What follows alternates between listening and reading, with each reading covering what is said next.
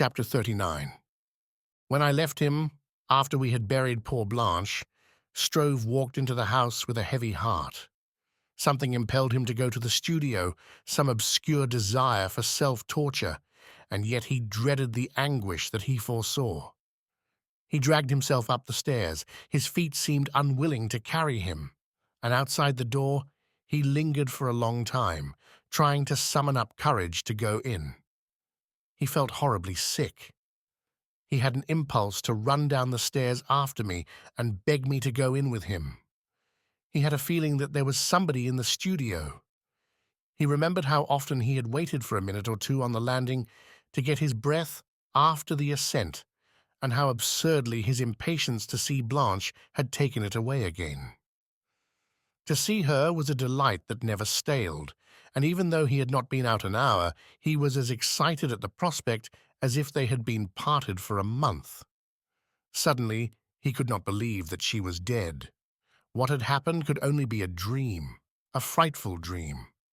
And when he turned the key and opened the door, he would see her bending slightly over the table in the gracious attitude of the woman in Chardin's Benedicite, which always seemed to him so exquisite.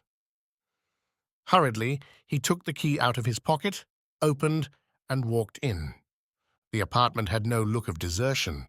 His wife's tidiness was one of the traits which had so much pleased him. His own upbringing had given him a tender sympathy for the delight in orderliness. And when he had seen her instinctive desire to put each thing in its appointed place, it had given him a little warm feeling in his heart. The bedroom looked as though she had just left it. The brushes were neatly placed on the toilet table, one on each side of the comb. Someone had smoothed down the bed on which she had spent her last night in the studio, and her nightdress, in a little case, lay on the pillow. It was impossible to believe that she would never come into that room again. But he felt thirsty and went into the kitchen to get himself some water. Here, too, was order. On a rack were the plates that she had used for dinner on the night of her quarrel with Strickland, and they had been carefully washed. The knives and forks were put away in a drawer. Under a cover were the remains of a piece of cheese, and in a tin box was a crust of bread. She had done her marketing from day to day, buying only what was strictly needful, so that nothing was left over from one day to the next. Stroeve knew from the inquiries made by the police that Strickland had walked out of the house immediately after dinner, and the fact that Blanche had washed up the things as usual gave him a little thrill of horror. Her methodicalness made her suicide more deliberate. Her self-possession was frightening. A sudden pang seized him, and his knees felt so weak that he almost fell. He went back into the bedroom and threw himself on the bed. He cried out her name. Blanche, Blanche. The thought of her suffering was intolerable. He had a sudden vision of her standing in the kitchen. It was hardly larger than a cupboard, washing the plates and glasses, the forks and spoons, giving the knives a rapid polish on the knife board, and then putting everything away, giving the sink a scrub, and hanging the dishcloth up to dry. It was there still, a grey, torn rag. Then, looking round to see that everything was clean and nice. He saw her roll down her sleeves and remove her apron. The apron hung on a peg behind the door, and take the bottle of oxalic acid and go with it into the bedroom. The agony of it drove him up from the bed and out of the room. He went into the studio. It was dark, for the curtains had been drawn over the great window, and he pulled them quickly back. But a sob broke from him, as with a rapid glance he took in the place where he had been so happy. Nothing was changed here either. Strickland was indifferent to his surroundings, and he had lived in the other's studio without thinking of altering a thing. It was deliberately artistic. It represented Stroeve's idea of the proper environment for an artist. There were bits of old brocade on the walls, and the piano was covered with a piece of silk, beautiful and tarnished. In one corner was a copy of the Venus of Milo, and in another of the Venus of the Medici. Here and there was an Italian cabinet surmounted with Delft, and here and there a bas relief. In a handsome gold frame was a copy of Velázquez's Innocent X that Struve had made in Rome, and placed so as to make the most of their decorative effect were a number of Struve's pictures, all in splendid frames. Struve had always been very proud of his taste. He had never lost his appreciation for the romantic atmosphere of a studio, and though now the sight of it was like a stab in his heart, without thinking what he was at, he changed slightly the position of a Louis XV table, which was one of his treasures. Suddenly he caught sight of a canvas with its face to the wall. It was a much larger one than he himself was in the habit of using, and he wondered what it did there. He went over to it and leaned it towards him so that he could see the painting. It was a nude. His heart began to beat quickly, for he guessed at once that it was one of Strickland's pictures. He flung it back against the wall angrily. What did he mean by leaving it there? But his movement caused it to fall, face downwards, on the ground. No matter whose the picture, he could not leave it there in the dust, and he raised it. But then curiosity got the better of him. He thought he would like to have a proper look at it, so he brought it along and set it on the easel. Then he stood back in order to see it at his ease. He gave a gasp. It was the picture of a woman lying on a sofa with one arm beneath her head and the other along her body. One knee was raised and the other leg was stretched out. The pose was classic. Struve's head swam. It was Blanche. Grief and jealousy and rage seized him, and he cried out hoarsely. He was inarticulate. He clenched his fists and raised them threateningly at an invisible enemy. He screamed at the top of his voice. He was beside himself. He could not bear it. That was too much. He looked round wildly for some instrument. He wanted to hack the picture to pieces. It should not exist another minute.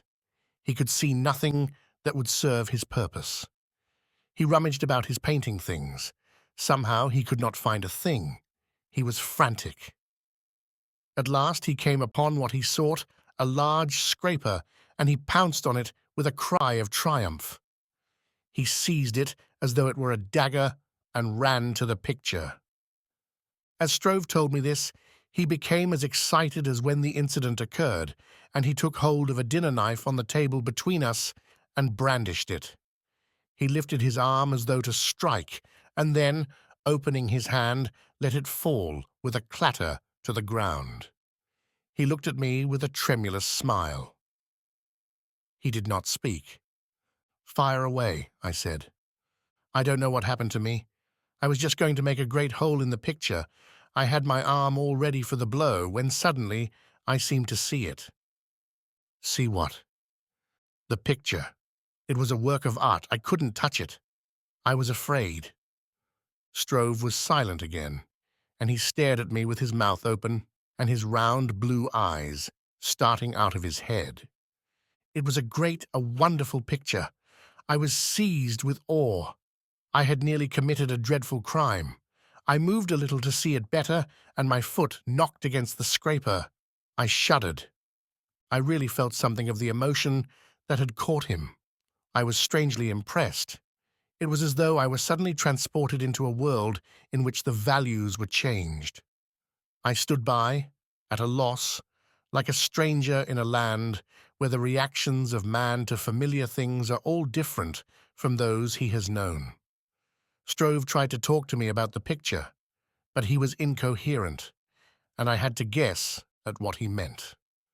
Strickland had burst the bonds that hitherto had held him. He had found not himself, as the phrase goes, but a new soul with unsuspected powers. It was not only the bold simplification of the drawing which showed so rich and so singular a personality. It was not only the painting, though the flesh was painted with a passionate sensuality which had in it something miraculous. It was not only the solidity, so that you felt extraordinarily the weight of the body. There was also a spirituality, troubling and new, which led the imagination along unsuspected ways, and suggested dim, empty spaces, lit only by the eternal stars, where the soul, all naked, adventured fearful to the discovery of new mysteries. If I am rhetorical, it is because Struve was rhetorical. Do we not know that man, in moments of emotion, expresses himself naturally in the terms of a novelette? Struve was trying to express a feeling which he had never known before, and he did not know how to put it into common terms. He was like the mystic, seeking to describe the ineffable. But one fact he made clear to me: people talk of beauty lightly, and having no feeling for words, they use that one carelessly so that it loses its force. And the thing it stands for, sharing its name with 100 trivial objects, is deprived of dignity. They call beautiful a dress, a dog, a sermon, and when they are face to face with beauty, cannot recognize it. The false emphasis with which they try to deck their worthless thoughts blunts their susceptibilities. Like the charlatan who counterfeits a spiritual force he has sometimes felt, they lose the power they have abused. But Struve, the unconquerable buffoon, had a love and an understanding of beauty which were as honest and sincere as was his own sincere and honest soul. It meant to him what God means to the believer, and when he saw it, he was afraid. What did you say to Strickland when you saw him? I asked him to come with me to Holland. I was dumbfounded. I could only look at Struve in stupid amazement. We both loved Blanche. There would have been room for him in my mother's house. I think the company of poor, simple people would have done his soul a great good. I think he might have learnt from them something that would be very useful to him. What did he say? He smiled a little. I suppose he thought me very silly. He said he had other fish to fry. I could have wished that Strickland had used some other phrase to indicate his refusal. He gave me the picture of Blanche. I wondered why Strickland had done that. But I made no remark, and for some time we kept silence. "What have you done with all your things?" I said at last. "I got a Jew in, and he gave me a round sum for the lot. I'm taking my pictures home with me. Beside them, I own nothing in the world now but a box of clothes and a few books." "I'm glad you're going home," I said. I felt that his chance was to put all the past behind him. I hoped that the grief which now seemed intolerable would be softened by the lapse of time, and a merciful forgetfulness would help him to take up once more the burden of life. He was young still, and in a few years he would look back on all his misery with a sadness in which there would be something not unpleasurable. Sooner or later he would marry some honest soul in Holland, and I felt sure he would be happy. I smiled at the thought of the vast number of bad pictures he would paint before he died. Next day I saw him off for Amsterdam. Chapter 40. For the next month, occupied with my own affairs, I saw no one connected with this lamentable business, and my mind ceased to be occupied with it. But one day, when I was walking along, bent on some errand, I passed Charles Strickland. The sight of him brought back to me all the horror which I was not unwilling to forget, and I felt in me a sudden repulsion for the cause of it. Nodding, for it would have been childish to cut him, I walked on quickly, but in a minute I felt a hand on my shoulder. "You're in a great hurry," he said cordially.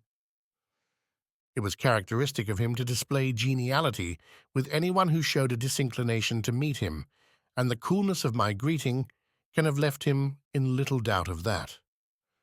"I am," I answered briefly. "I'll walk along with you," he said. "Why?" I asked. "For the pleasure of your society." I did not answer, and he walked by my side silently. We continued thus for perhaps a quarter of a mile. I began to feel a little ridiculous. At last, we passed a stationer's, and it occurred to me that I might as well buy some paper. It would be an excuse to be rid of him. "I'm going in here," I said. "Goodbye." "I'll wait for you." I shrugged my shoulders and went into the shop. I reflected that French paper was bad, and that, foiled of my purpose, I need not burden myself with a purchase that I did not need. I asked for something I knew could not be provided, and in a minute came out into the street. "Did you get what you wanted?" he asked. "No." We walked on in silence, and then came to a place where several streets met. I stopped at the curb. "Which way do you go?" I inquired. "Your way," he smiled. "I'm going home." "I'll come along with you and smoke a pipe." "You might wait for an invitation," I retorted frigidly. "I would if I thought there was any chance of getting one." "Do you see that wall in front of you?" I said, pointing. "Yes." "In that case, I should have thought you could see also that I don't want your company." I vaguely suspected it, I confess. I could not help but chuckle. It is one of the defects of my character that I cannot altogether dislike anyone who makes me laugh, but I pulled myself together. "I think you're detestable. You're the most loathsome beast that it's ever been my misfortune to meet. Why do you seek the society of someone who hates and despises you?" "My dear fellow, what the hell do you suppose I care what you think of me?" "Damn it all," I said, more violently, because I had an inkling my motive was none too creditable. "I don't want to know you." "Are you afraid I shall corrupt you?" His tone made me feel not a little ridiculous. I knew that he was looking at me sideways, with a sardonic smile. "I suppose you are hard up," I remarked insolently. "And I should be a damned fool if I thought I had any chance of borrowing money from you." "You've come down in the world if you can bring yourself to flatter." He grinned. "You'll never really dislike me so long as I give you the opportunity to get off a good thing now and then." I had to bite my lip to prevent myself from laughing. What he said had a hateful truth in it, and another defect of my character is that I enjoy the company of those, however depraved, who can give me a Roland for my Oliver. I began to feel that my abhorrence for Strickland could only be sustained by an effort on my part. I recognized my moral weakness, but saw that my disapprobation had in it already something of a pose, and I knew that if I felt it, his own keen instinct had discovered it too. He was certainly laughing at me up his sleeve.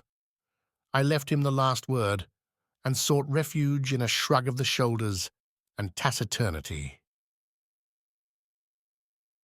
Chapter 41 DD. We arrived at the house in which I lived. I would not ask him to come in with me, but walked up the stairs without a word. He followed me and entered the apartment on my heels. He had not been in it before, but he never gave a glance at the room I had been at pains to make pleasing to the eye. There was a tin of tobacco on the table, and taking out his pipe, he filled it. He sat down on the only chair that had no arms and tilted himself on the back legs. "If you're going to make yourself at home, why don't you sit in an armchair?" I asked irritably. "Why are you concerned about my comfort?" "I'm not," I retorted, "but only about my own. It makes me uncomfortable to see someone sit on an uncomfortable chair." He chuckled, but did not move. He smoked on in silence, taking no further notice of me, and apparently was absorbed in thought. I wondered why he had come. Until long habit has blunted the sensibility, there is something disconcerting to the writer in the instinct which causes him to take an interest in the singularities of human nature so absorbing that his moral sense is powerless against it. He recognizes in himself an artistic satisfaction in the contemplation of evil which a little startles him, but sincerity forces him to confess that the disapproval he feels for certain actions is not nearly so strong as his curiosity in their reasons. The character of a scoundrel, logical and complete, has a fascination for his creator which is an outrage to law and order.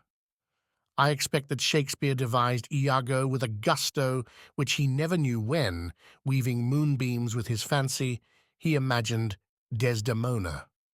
It may be that in his rogues the writer gratifies instincts deep-rooted in him, which the manners and customs of a civilized world have forced back to the mysterious recesses of the subconscious. In giving to the character of his invention flesh and bones, he is giving life to that part of himself which finds no other means of expression. His satisfaction is a sense of liberation. The writer is more concerned to know than to judge. There was in my soul a perfectly genuine horror of Strickland, and side by side with it a cold curiosity to discover his motives. I was puzzled by him, and I was eager to see how he regarded the tragedy he had caused in the lives of people who had used him with so much kindness. I applied the scalpel boldly. Stroeve told me that picture you painted of his wife was the best thing you've ever done. Strickland took his pipe out of his mouth, and a smile lit up his eyes. It was great fun to do. Why did you give it him? I'd finished it. It wasn't any good to me. Do you know that Stroeve nearly destroyed it? It wasn't altogether satisfactory. He was quiet for a moment or two, then he took his pipe out of his mouth again and chuckled. Do you know that the little man came to see me? Weren't you rather touched by what he had to say? No, I thought it damned silly and sentimental. I suppose it escaped your memory that you'd ruined his life, I remarked. He rubbed his bearded chin reflectively. He's a very bad painter, but a very good man, and an excellent cook, Strickland added derisively. His callousness was inhuman, and in my indignation I was not inclined to mince my words. As a mere matter of curiosity, I wish you'd tell me, have you felt the smallest twinge of remorse for Blanche Stroeve's death? I watched his face for some change of expression, but it remained impassive. Why should I? He asked. Let me put the facts before you. You were dying, and Dirk Stroeve took you into his own house. He nursed you like a mother. He sacrificed his time and his comfort and his money for you. He snatched you from the jaws of death. Strickland shrugged his shoulders. The absurd little man enjoys doing things for other people. That's his life. Granting that you owed him no gratitude, were you obliged to go out of your way to take his wife from him? Until you came on the scene, they were happy. Why couldn't you leave them alone? What makes you think they were happy? It was evident. You are a discerning fellow. Do you think she could ever have forgiven him for what he did for her? What do you mean by that? Don't you know why he married her? I shook my head. She was a governess in the family of some Roman prince, and the son of the house seduced her. She thought he was going to marry her. They turned her out into the street neck and crop. She was going to have a baby, and she tried to commit suicide. Stroeve found her and married her. It was just like him. I never knew anyone with so compassionate a heart. I had often wondered why that ill-assorted pair had married, but just that explanation had never occurred to me. That was perhaps the cause of the peculiar quality of Dirk's love for his wife. I had noticed in it something more than passion. I remembered also how I had always fancied that her reserve concealed I knew not what, but now I saw in it more than the desire to hide a shameful secret. Her tranquillity was like the sullen calm that broods over an island which has been swept by a hurricane.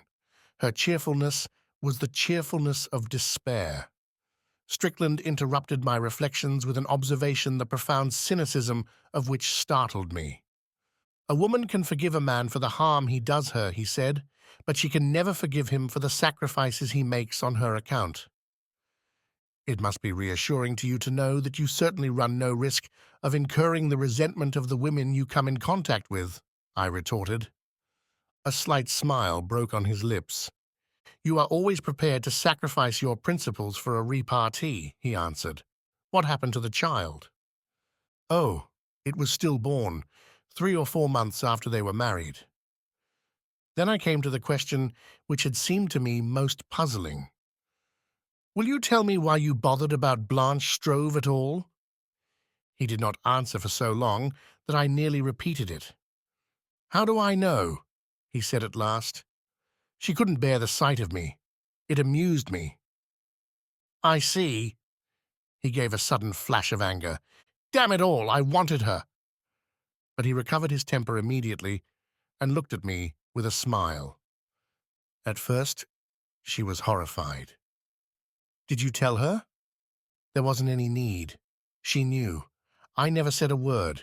She was frightened. At last, I took her. I do not know what there was in the way he told me this that extraordinarily suggested the violence of his desire. It was disconcerting and rather horrible.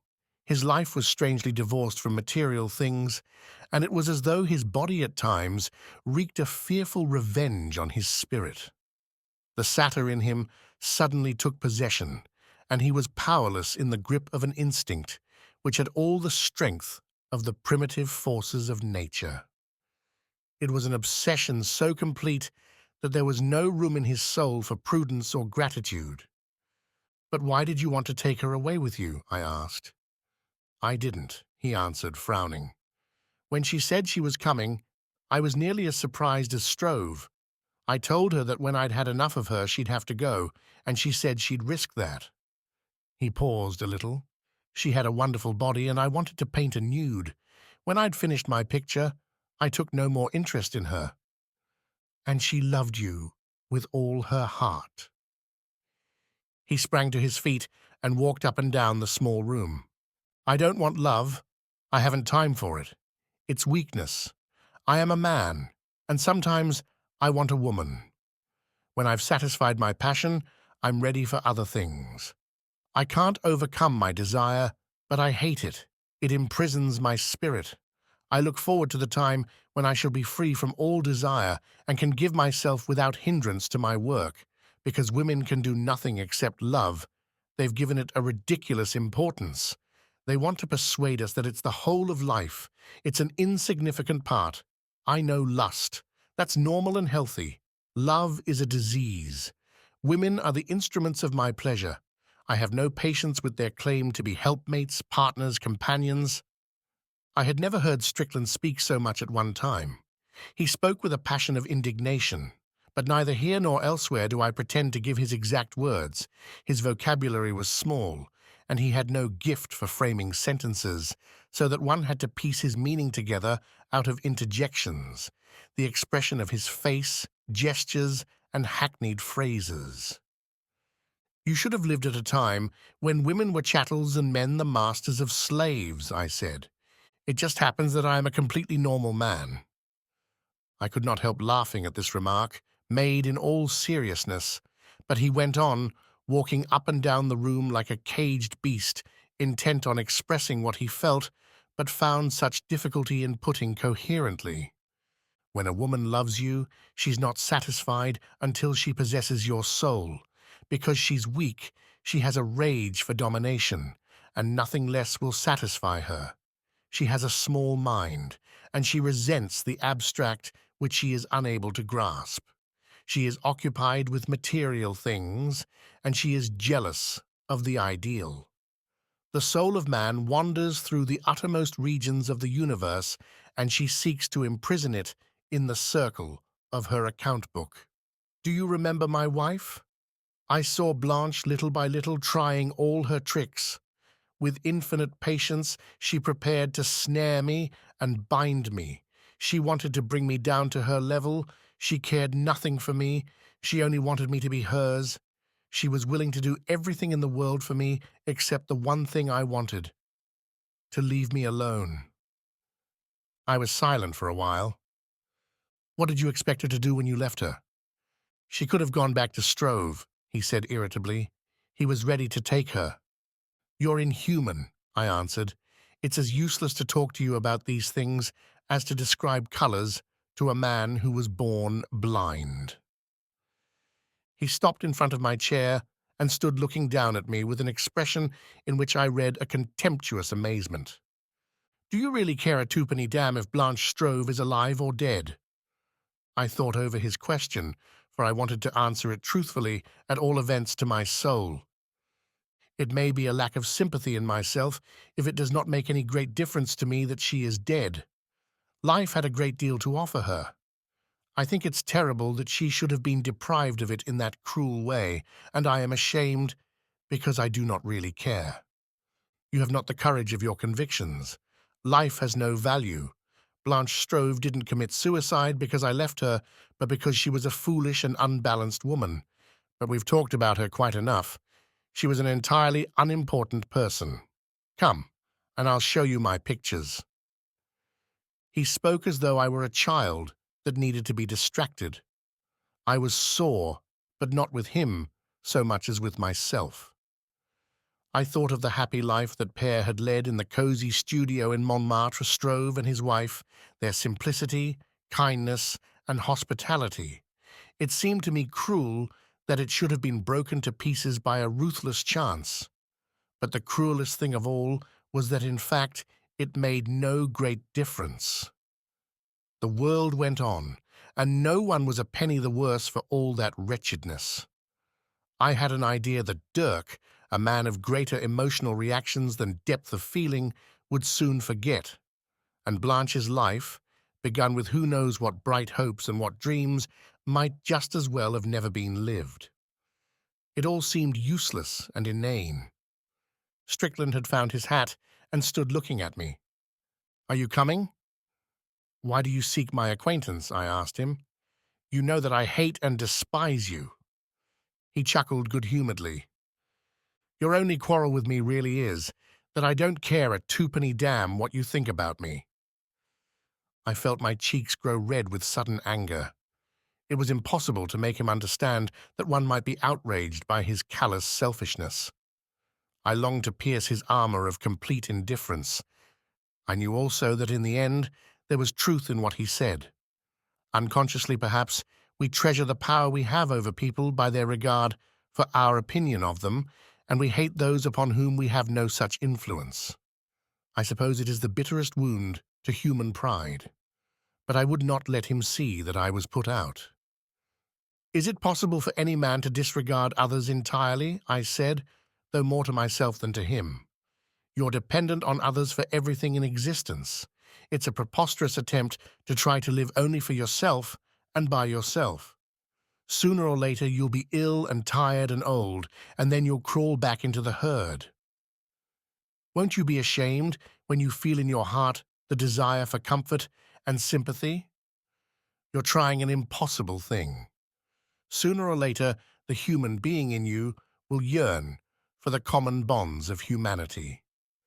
Come and look at my pictures. Have you ever thought of death?" "Why should I?" "It doesn't matter." I stared at him. He stood before me, motionless, with a mocking smile in his eyes. But for all that, for a moment, I had an inkling of a fiery, tortured spirit, aiming at something greater than could be conceived by anything that was bound up with the flesh. I had a fleeting glimpse of a pursuit of the ineffable. I looked at the man before me in his shabby clothes, with his great nose and shining eyes, his red beard and untidy hair, and I had a strange sensation that it was only an envelope, and I was in the presence of a disembodied spirit. "Let us go and look at your pictures," I said. Chapter 42. I did not know why Strickland had suddenly offered to show them to me. I welcomed the opportunity. A man's work reveals him. In social intercourse, he gives you the surface that he wishes the world to accept, and you can only gain a true knowledge of him by inferences from little actions of which he is unconscious and from fleeting expressions which cross his face unknown to him. Sometimes people carry to such perfection the mask they have assumed that in due course they actually become the person they seem. But in his book or his picture, the real man delivers himself defenseless. His pretentiousness will only expose his vacuity. The lathe, painted to look like iron, is seen to be but a lathe. No affectation of peculiarity can conceal a commonplace mind.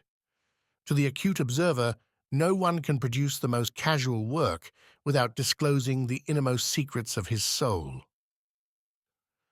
As I walked up the endless stairs of the house in which Strickland lived, I confess that I was a little excited.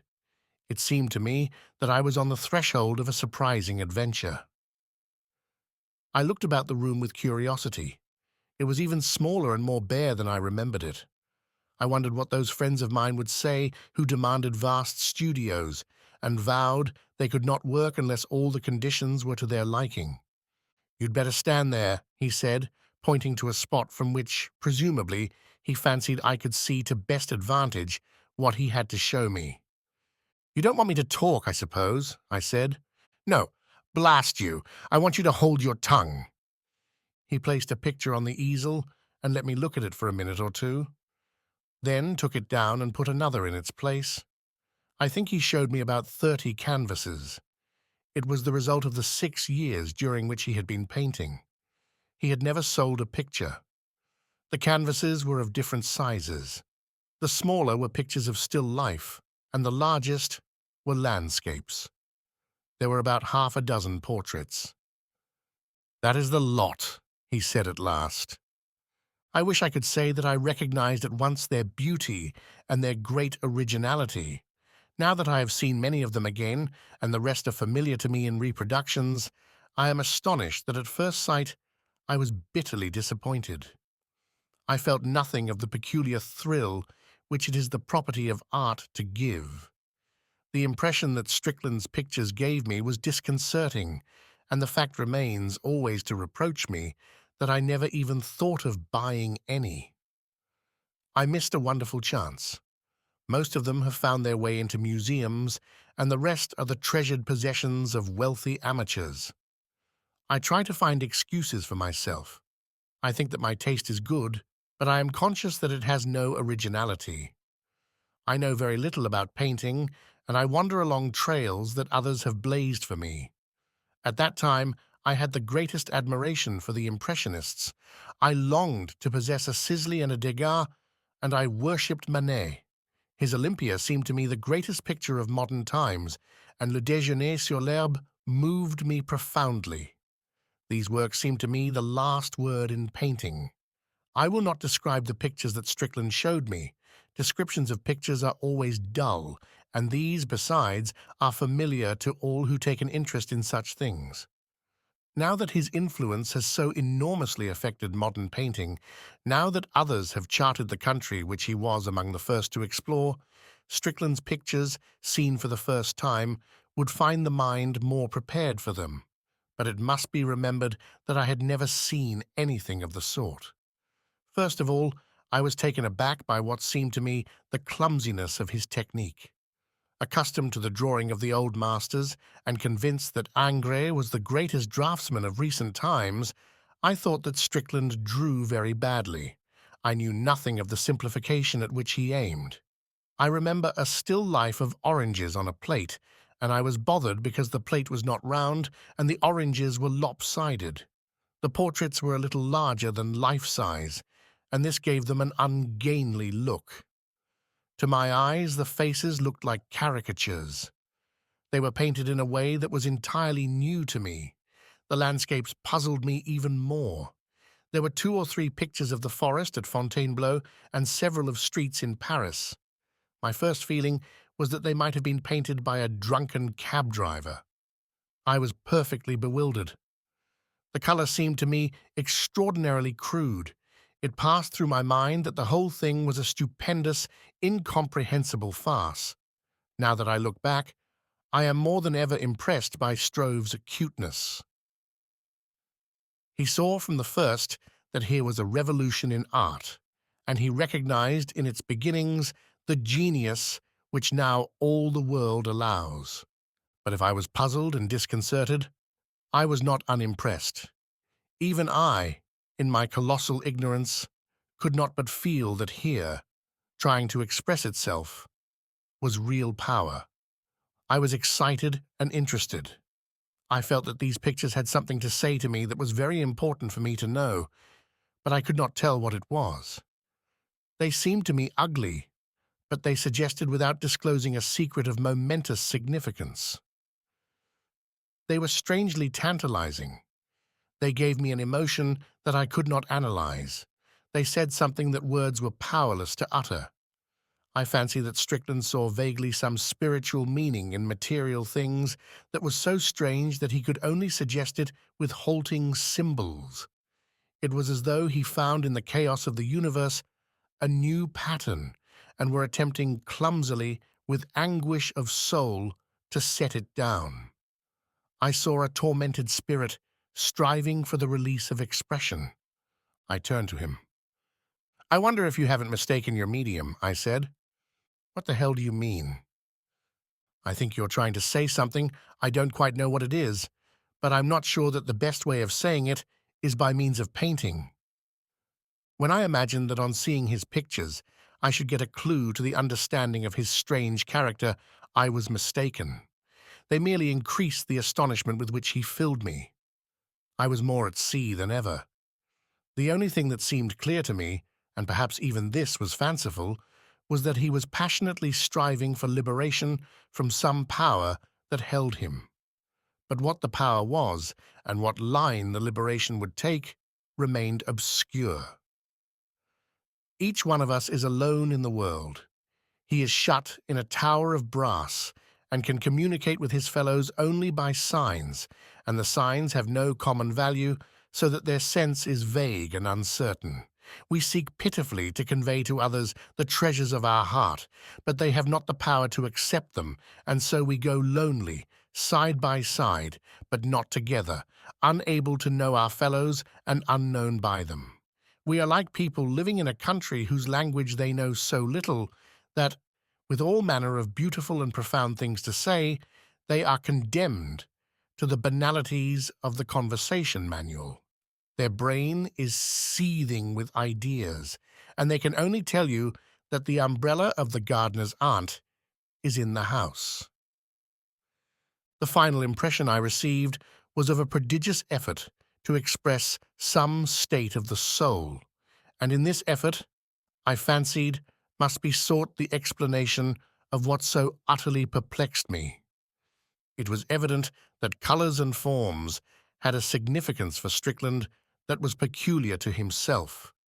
He was under an intolerable necessity to convey something that he felt, and he created them with that intention alone. He did not hesitate to simplify or to distort if he could get nearer to that unknown thing he sought. Facts were nothing to him, for beneath the mass of irrelevant incidents he looked for something significant to himself. It was as though he had become aware of the soul of the universe and were compelled to express it. Though these pictures confused and puzzled me, I could not be unmoved by the emotion that was patent in them, and I knew not why, I felt in myself a feeling that with regard to Strickland was the last I had ever expected to experience. I felt an overwhelming compassion. "I think I know now why you surrendered to your feeling for Blanche Stroeve," I said to him. "Why?" "I think your courage failed. The weakness of your body communicated itself to your soul. I do not know what infinite yearning possesses you, so that you are driven to a perilous, lonely search for some goal where you expect to find a final release from the spirit that torments you. I see you as the eternal pilgrim to some shrine that perhaps does not exist. I do not know to what inscrutable nirvana you aim. Do you know yourself? Perhaps it is truth and freedom that you seek, and for a moment you thought that you might find release in love. I think your tired soul sought rest in a woman's arms, and when you found no rest there, you hated her. You had no pity for her, because you have no pity for yourself, and you killed her out of fear, because you trembled still at the danger you had barely escaped." He smiled dryly and pulled his beard. "You are a dreadful sentimentalist, my poor friend." A week later I heard by chance that Strickland had gone to Marseille. I never saw him again. Chapter 43. Looking back, I realize that what I have written about Charles Strickland must seem very unsatisfactory. I have given incidents that came to my knowledge, but they remain obscure because I do not know the reasons that led to them. The strangest, Strickland's determination to become a painter, seems to be arbitrary. and though it must have had causes in the circumstances of his life, I am ignorant of them. From his own conversation, I was able to glean nothing. If I were writing a novel, rather than narrating such facts as I know of a curious personality, I should have invented much to account for this change of heart. I think I should have shown a strong vocation in boyhood, crushed by the will of his father, or sacrificed to the necessity of earning a living. I should have pictured him impatient of the restraints of life, and in the struggle between his passion for art and the duties of his station, I could have aroused sympathy for him. I should so have made him a more imposing figure. Perhaps it would have been possible to see in him a new Prometheus. There was here, maybe, the opportunity for a modern version of the hero who, for the good of mankind, exposes himself to the agonies of the damned. It is always a moving subject. On the other hand, I might have found his motives in the influence of the married relation. There are a dozen ways in which this might be managed. A latent gift might reveal itself on acquaintance with the painters and writers whose society his wife sought, or domestic incompatibility might turn him upon himself. A love affair might fan into bright flame a fire which I could have shown smouldering dimly in his heart. I think then I should have drawn Mrs. Strickland quite differently. I should have abandoned the facts and made her a nagging, tiresome woman, or else a bigoted one with no sympathy for the claims of the spirit. I should have made Strickland's marriage a long torment from which escape was the only possible issue. I think I should have emphasized his patience with the unsuitable mate and the compassion which made him unwilling to throw off the yoke that oppressed him. I should certainly have eliminated the children. An effective story might also have been made by bringing him into contact with some old painter whom the pressure of want or the desire for commercial success had made false to the genius of his youth, and who, seeing in Strickland the possibilities which himself had wasted, influenced him to forsake all and follow the divine tyranny of art. I think there would have been something ironic in the picture of the successful old man, rich and honored, living in another, the life which he, though knowing it was the better part, had not had the strength to pursue. The facts are much duller. Strickland, a boy fresh from school, went into a broker's office without any feeling of distaste. Until he married, he led the ordinary life of his fellows, gambling mildly on the exchange, interested to the extent of a sovereign or two on the result of the Derby or the Oxford and Cambridge race. I think he boxed a little in his spare time. On his chimney-piece he had photographs of Mrs. Langtry and Mary Anderson. He read Punch and the Sporting Times. He went to dances in Hampstead. It matters less that for so long I should have lost sight of him. The years during which he was struggling to acquire proficiency in a difficult art were monotonous, and I do not know that there was anything significant in the shifts to which he was put to earn enough money to keep him. An account of them would be an account of the things he had seen happen to other people. I do not think they had any effect on his own character. He must have acquired experiences which would form abundant material for a picaresque novel of modern Paris, but he remained aloof, and judging from his conversation, there was nothing in those years that had made a particular impression on him. Perhaps, when he went to Paris, he was too old to fall a victim to the glamour of his environment. Strange as it may seem, he always appeared to me not only practical, but immensely matter-of-fact. I suppose his life during this period was romantic, but he certainly saw no romance in it. It may be that in order to realize the romance of life, you must have something of the actor in you. And, capable of standing outside yourself, you must be able to watch your actions with an interest at once detached and absorbed. But no one was more single-minded than Strickland. I never knew anyone who was less self-conscious, but it is unfortunate that I can give no description of the arduous steps by which he reached such mastery over his art as he ever acquired. For if I could show him undaunted by failure, by an unceasing effort of courage, holding despair at bay, doggedly persistent in the face of self-doubt, which is the artist's bitterest enemy, I might excite some sympathy for a personality which, I am all too conscious, must appear singularly devoid of charm. But I have nothing to go on. I never once saw Strickland at work, nor do I know that anyone else did. He kept the secret of his struggles to himself. If in the loneliness of his studio he wrestled desperately with the angel of the Lord, he never allowed a soul to divine his anguish. When I come to his connection with Blanche Stroeve, I am exasperated by the fragmentariness of the facts at my disposal.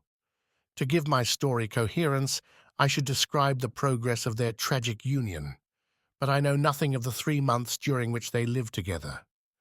I do not know how they got on or what they talked about. After all, there are 24 hours in the day, and the summits of emotion can only be reached at rare intervals. I can only imagine how they passed the rest of the time. While the light lasted and so long as Blanche's strength endured, I suppose that Strickland painted, and it must have irritated her when she saw him absorbed in his work.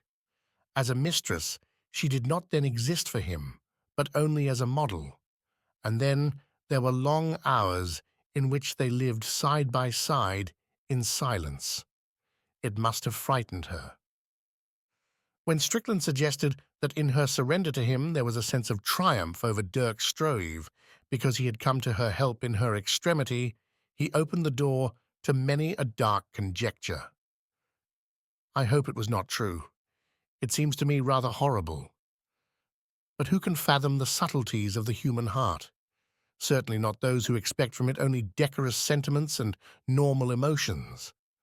When Blanche saw that, notwithstanding his moments of passion, Strickland remained aloof, she must have been filled with dismay, and even in those moments I surmised that she realized that to him she was not an individual, but an instrument of pleasure.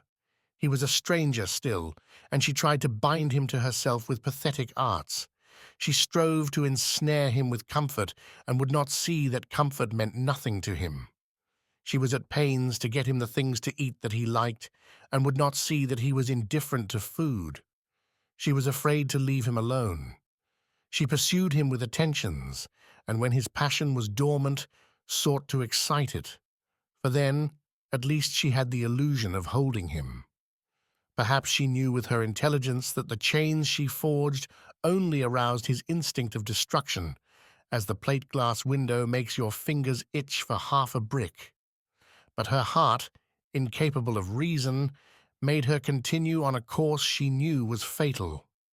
She must have been very unhappy, but the blindness of love led her to believe what she wanted to be true, and her love was so great that it seemed impossible to her that it should not in return awake an equal love.